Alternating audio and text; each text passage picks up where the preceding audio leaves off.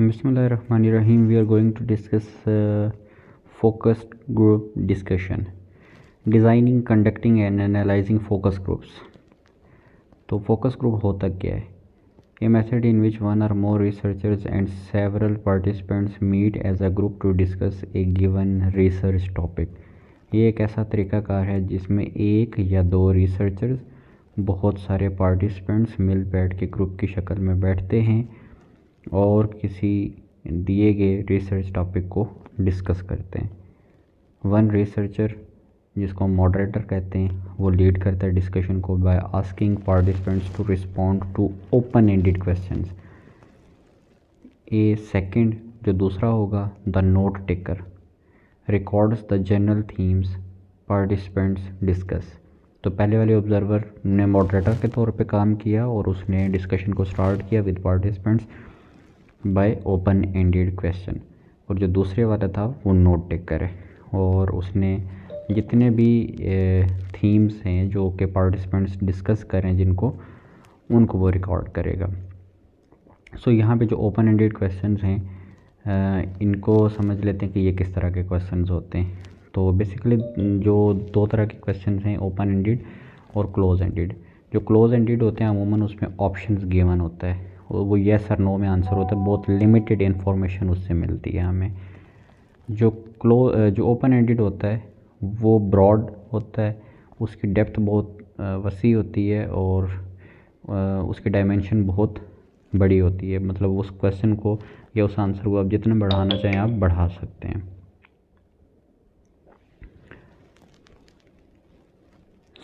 जो open ended question होगा उसमें पार्टिसिपेंट को पूरा मौका दिया जाता है कि वो खुल के बोले, अपनी सारी बातें बयान करे।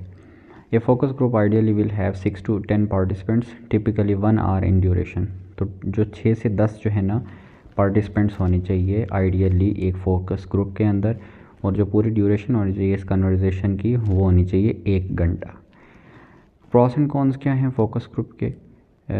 इसका फ़ायदा ये है कि they can elicit a wide range of perspective from several participants in a short time frame।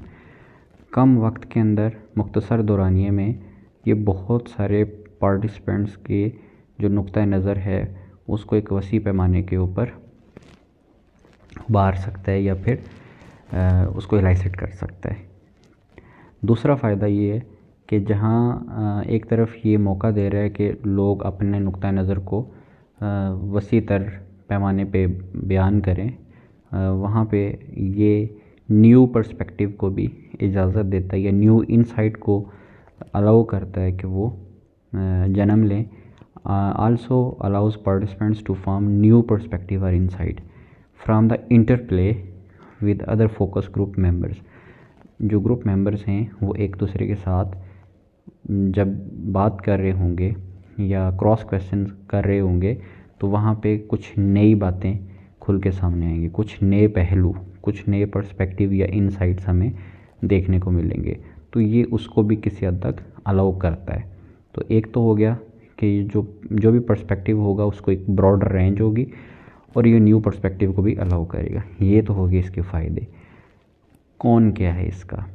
Focus groups not appropriate for highly personal और सोशली कंटेंशियस इश्यूज़।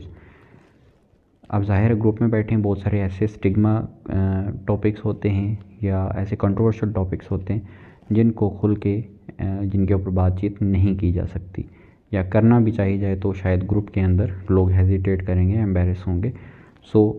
ये एक ड्रॉबैक है ग्रुप डिस्कशन का। कुछ एथिकल कंसिडरेशंस है जिनको जहन में रखना चाहिए फोकस ग्रुप डिस्कशन में। Before you begin the focus group you must obtain informed consent from all participants. इसका मतलब ये है कि आपने अपने सारे पार्टिसिपेंट्स को पहले मतला कर देना है कि आप जो एक्टिविटी करने जा रहे हैं उसकी क्या डायमेंशन है, उसके क्या सेट रूल स्टैंडर्ड्स हैं, आप किस लेवल तक, किस बाउंड्री तक जा सकते हैं, और उनसे एक तरह का इजाज़तनामा पहले से ले लें। अब कंसेंट जो है वो मुख्तलिफ़ तरह की होती है। Informed consent is one of the type of consent. Then explaining purpose of the study, organisation sponsoring the research, how the data will be use. ये आपने पहले ही बता देना है, उनको एक्सप्लेन कर दे कि उस स्टडी का मकसद क्या है, पर्पस क्या है, और ये जो स्टडी हो रही है इसको कौन सी ऑर्गेनाइजेशन स्पॉन्सर कर रही है इस रिसर्च को, और वो जो आपका डाटा होगा जो आपसे कलेक्ट किया जाएगा वो किस मकसद के लिए इस्तेमाल किया जाएगा, कहाँ इस्तेमाल किया जाएगा। While impossible to ensure complete confidentiality, any information collected should be anonymous, pseudonyms, ID numbers etc and the Vegas rule enforced. इसका मतलब ये है कि 100% कॉन्फिडेंशियलिटी तो शायद एक नामुमकिन सी चीज़ है कि उसको अचीव किया जाए, लेकिन फिर भी जो आइडेंटिटी है पार्टिसिपेंट्स की या जो इंटरव्यू है जिसका आप इंटरव्यू कर रहे हैं उसकी आपने शनाख्त ज़ाहिर नहीं करनी। तो एक बड़ा मशहूर वेगस रूल है जिसका मतलब ये होता है कि महफ़िल की बातें महफ़िल के अंदर ही रहेंगी, वो अमानत हैं, वो कभी बाहर नहीं जाएंगी। एक सिंपल सा कॉन्सेप्ट है इसका। तो ये वेगस रूल है और ये जो है यहाँ पे अप्लाई होता है। यानी फोकस ग्रुप डिस्कशन के अंदर एक महफ़िल में उस ग्रुप के अंदर जो भी बातें डिस्कस होंगी उनमें ज़ाहिर 100% कॉन्फिडेंशियलिटी तो पॉसिबल नहीं है, लेकिन उनमें से किसी बंदे की शनाख्त ज़ाहिर नहीं की जाएगी। जितने भी मोबाइल डिवाइसेस हैं उनको ऑफ होना चाहिए। अब एक बेहतरीन फोकस ग्रुप क्वेश्चन जो है वो कैसे डेवलप किया जाए। The key to conducting successful qualitative research with useful data is the development of good questions.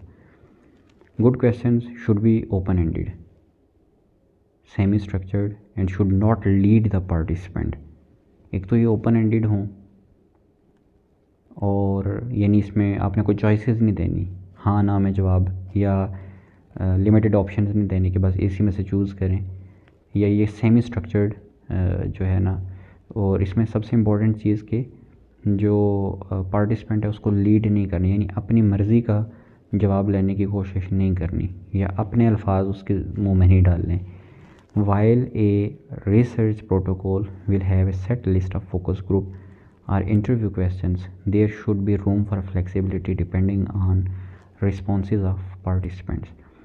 अगरचे जो आपका रिसर्च प्रोटोकॉल है उसके मुताबिक आप जो फोकस ग्रुप डिस्कशन करने जा रहे हैं उसके जो इंटरव्यू क्वेश्चंस हैं वो पहले से तयशुदा हैं, आपने सवालनामा बना के रखा होता है, लेकिन इसके बावजूद इतनी फ्लेक्सिबिलिटी ज़रूर होनी चाहिए कि अगर कहीं भी कोई नया क्वेश्चन अराइज़ होता है, कोई नई बात निकलती है, कुछ नया पता चलता है या पार्टिसिपेंट कुछ मुनफरिद बताने की कोशिश करता है, तो वहाँ पे इतनी फ्लेक्सिबिलिटी ज़रूर होनी चाहिए कि आप अपने सवालनामे में तब्दीलियाँ कर सकें।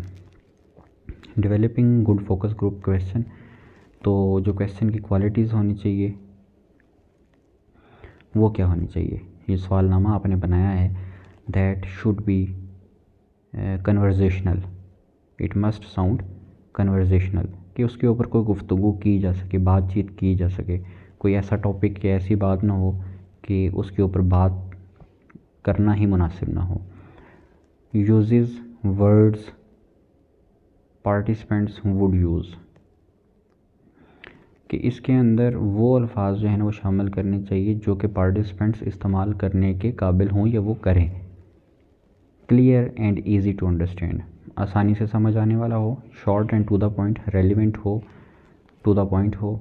जो जिस चीज़ के ऊपर आपकी रिसर्च हो रही है आपके क्वेश्चन भी उसी के ओरिएंटेड होने चाहिए, उसी के इर्द गिर्द घूमने चाहिए। सेंटर जो फोकस होना चाहिए वो आपका वही रिसर्च टॉपिक होना चाहिए। आपके सारे सवालों का जो जवाब होना चाहिए आपकी कोशिश यही होनी चाहिए कि वो रेलिवेंट टू दैट टॉपिक हो। फिर ओपन एंडेड, अगेन वही बात कि इसमें हमने पार्टिसिपेंट्स को एक ऐसा सवाल बना के देना है कि उसके ऊपर वो बात कर सके।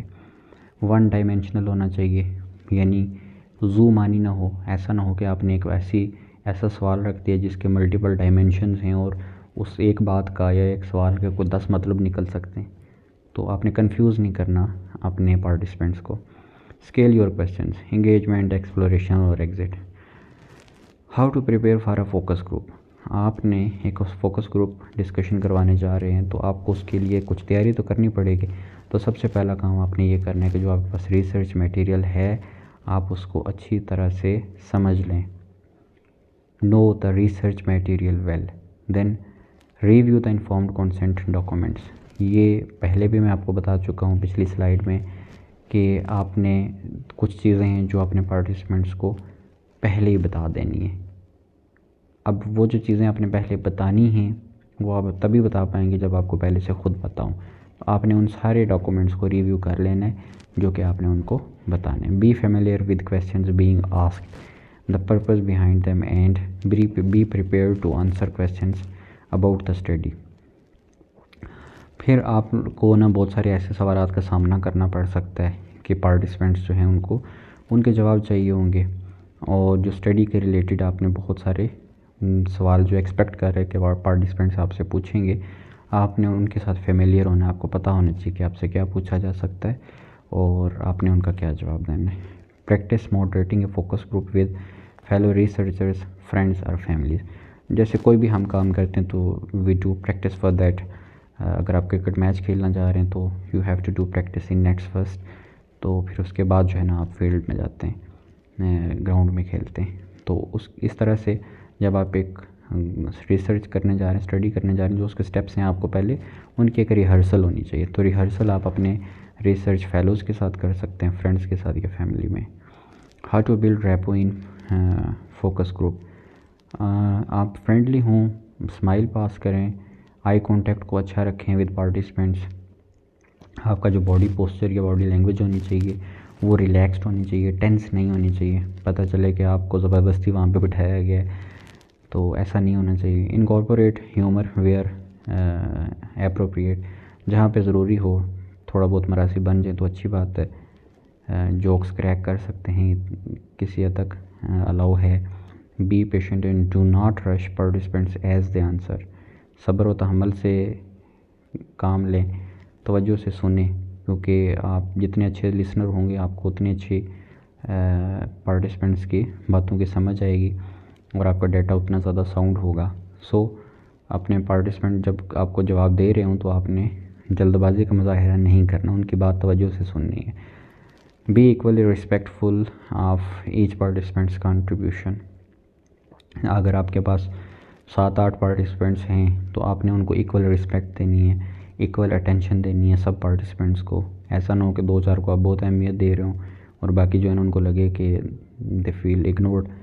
सो ensure participants treat one another with respect. आपने ये भी यकीनी बनाना है कि जहाँ आप इज़्ज़त दे रहे हैं उनको तो वो आपस में भी इज़्ज़त से बैठें, एक दूसरे को रिस्पेक्ट दें।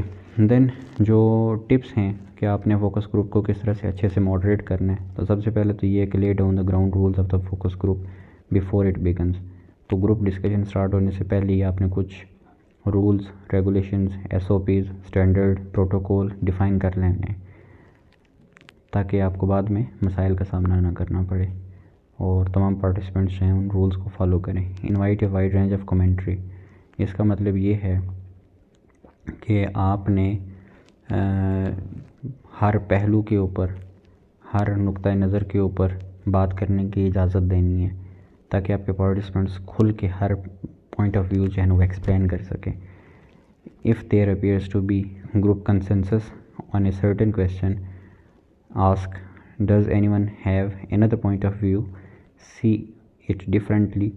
यानी अगर आपके पास 10 पार्टिसिपेंट्स बैठे हुए हैं और उनमें से 7 लोग जो हैं वो एक बात के ऊपर मुत्तफ़िक हो गए, लेकिन जो बाकी के 2-3 लोग हैं वो उनका नुक्ता नज़र हो सकता है कुछ और हो, तो आपने ये नहीं करना कि बस 7 ने कह दिया, मेजॉरिटी ने कह दिया और बस ये बात ठीक हो गई और आगे चलो।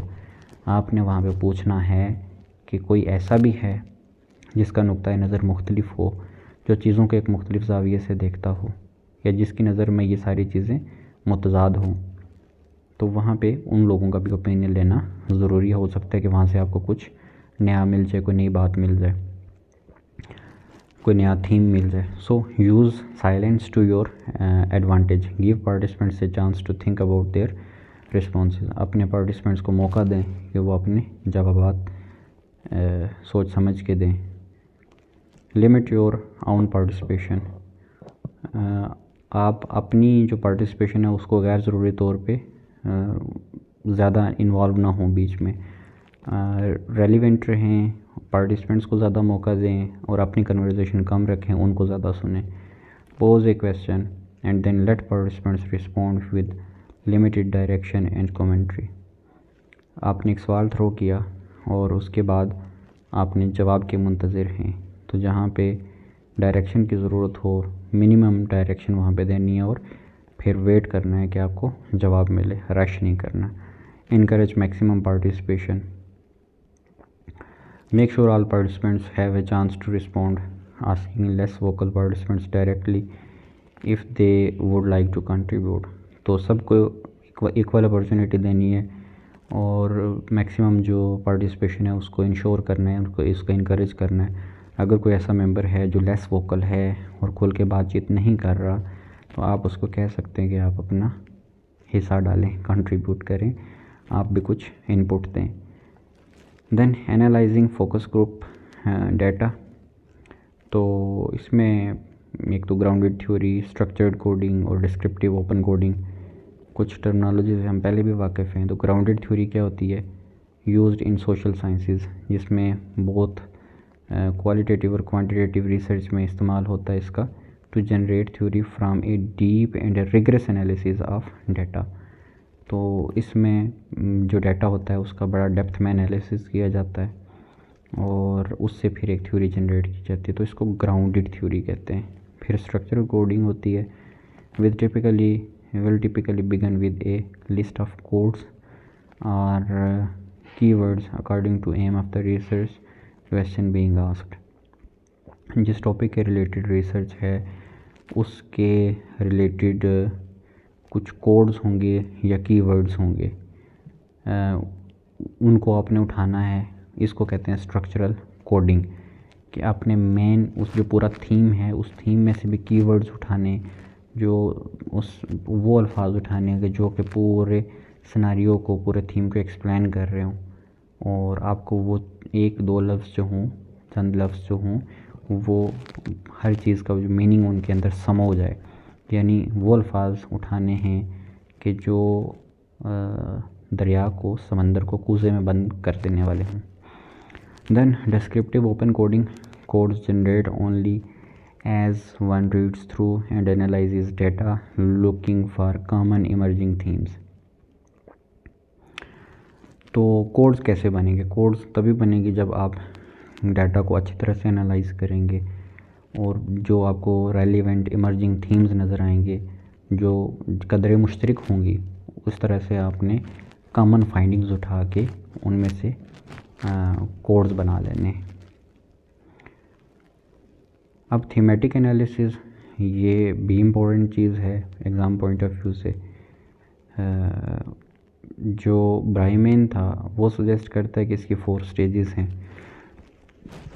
एक स्टेज ये है reading the text as a whole, आप पूरे टेक्स्ट को थॉरली एक दफ़ा रीड करें। देन जो रीडिंग किया है उसको आप मार्क करें, मार्किंग द टेक्स्ट, जो कीवर्ड्स आपको मिलेंगे, जो कोड्स बन सकते हैं, उनको आप हाईलाइट कर लें, मार्किंग कर लें। Then stage 3 coding the text and grouping the code to themes. अब जो आपने कोड्स बनाए थे टेक्स्ट के और ग्रुपिंग की कोड्स की, उनको आपने कन्वर्ट कर देना है थीम्स में। तो सबसे पहले आप स्टेप पे क्या किया? पूरे टेक्स्ट को रीड किया, उस टेक्स्ट में से स्टेज 2 के ऊपर हाईलाइट कर ली, मार्किंग कर ली इमर्जिंग कीवर्ड्स की या कोड्स की। स्टेज 3 पे वो जो कीवर्ड्स आपने उठाए थे और कोड्स बनाए थे उनको आपने कन्वर्ट कर लिया थीम में। और स्टेज 4 में फिर relating themes to the literature और थ्योरी। अब ये जो थीम्स हैं इनको आपने लिटरेचर के साथ कंपेयर करना है।